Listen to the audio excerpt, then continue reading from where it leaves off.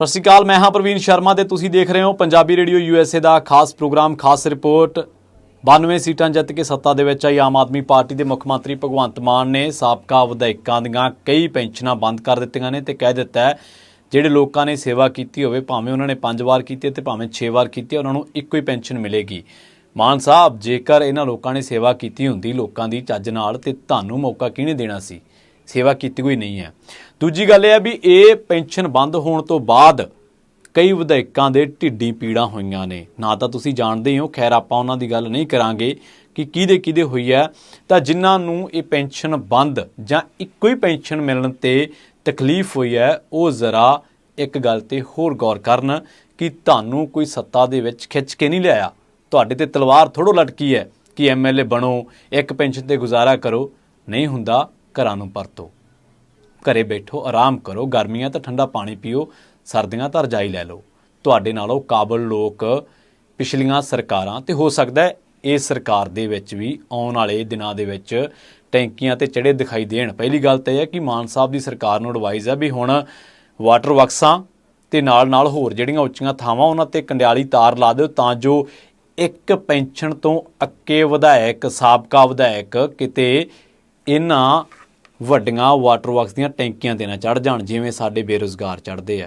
कदे उन्हां लोकां वल गौर करो जिहड़े डबल MA ने ते दर्जा 4 की नौकरी दे लई 5000 की लगी लैन दे जमां अखीर दे विच खड़े हुंदे ने।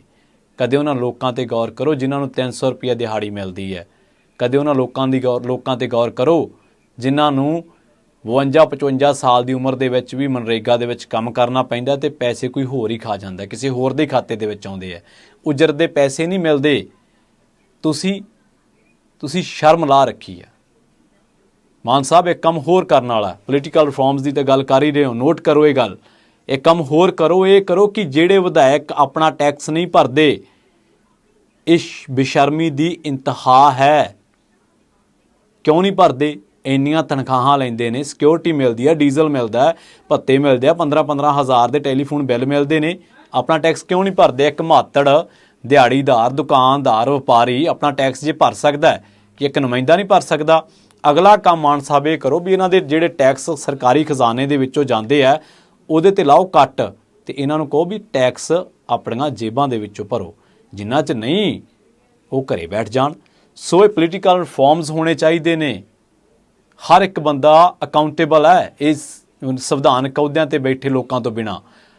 PN भी अकाउंटेबल है, क्लर्क भी अकाउंटेबल है, जवाबदेही है हर एक की। पर ये गैर जवाब दे लोग संविधानक अहुदियां ते बह के 5-5 6-6 पेंशनां, फिर MP दी भी चाहिए है ते MLA वाली भी चाहिए है।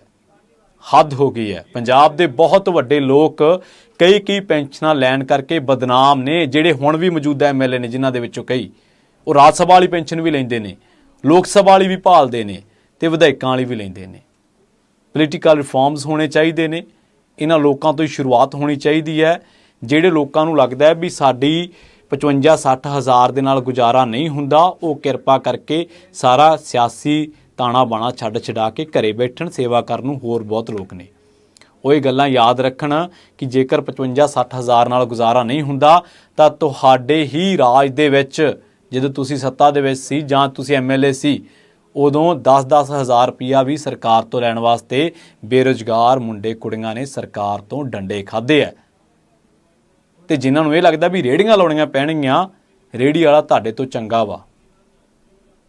किसे दा हक मार के खाण नालों, रेता बजरी खाण नालों, पुलियां पुल सड़कां खाण दे नालों, हर महीने होर लोकां तो पैसे खाण दे नालों, हर महीने ढाबियां होटलां जां टोलां तो पैसे खाण दे नालों रेहड़ी ला के खाना किते चंगा है, क्योंकि वो आपदी मेहनत की कमाई है। सो पोलीटिकल रिफॉर्म्स होने चाहिए ने। पंजाबी रेडियो USA ने हमेशा हर तरह के रिफॉर्म्स की हामी भरी है, चाहे पुलिस रिफॉर्म्स होण, चाहे पोलीटिकल रिफॉर्म्स होण, भावें सोशली रिफॉर्म्स होण। सो मान सरकार ने एक कदम पुट्टिया ते इहदी चारों तरफ शलाघा हो रही है, जिहदी कि होनी भी चाहिए है। ये भी होना चाहिए कि भावें कोई एक बारी MLA बने तो भावें 2 वारी तो भावें 5 वारी, एक पेंशन तो हो ही गई है, वो अपना टैक्स भी खुद भरे। ਜੇਕਰ ਇਹ ਵੀਡੀਓ ਤੁਹਾਨੂੰ ਚੰਗੀ ਲੱਗੀ ਤਾਂ ਮਾਨ ਸਰਕਾਰ ਤੱਕ ਇਹ ਸੁਝਾਅ ਵੀ ਪਹੁੰਚਦਾ ਜ਼ਰੂਰ ਕਰ ਦਿਓ। ਹੋ ਸਕਦਾ ਅਗਲੀ ਵਾਰੀ ਕਈ ਹੋਰਾਂ ਨੂੰ ਢਿੱਡ ਪੀੜ ਹੋ ਜਾਏ। ਬਹੁਤ ਬਹੁਤ ਧੰਨਵਾਦ।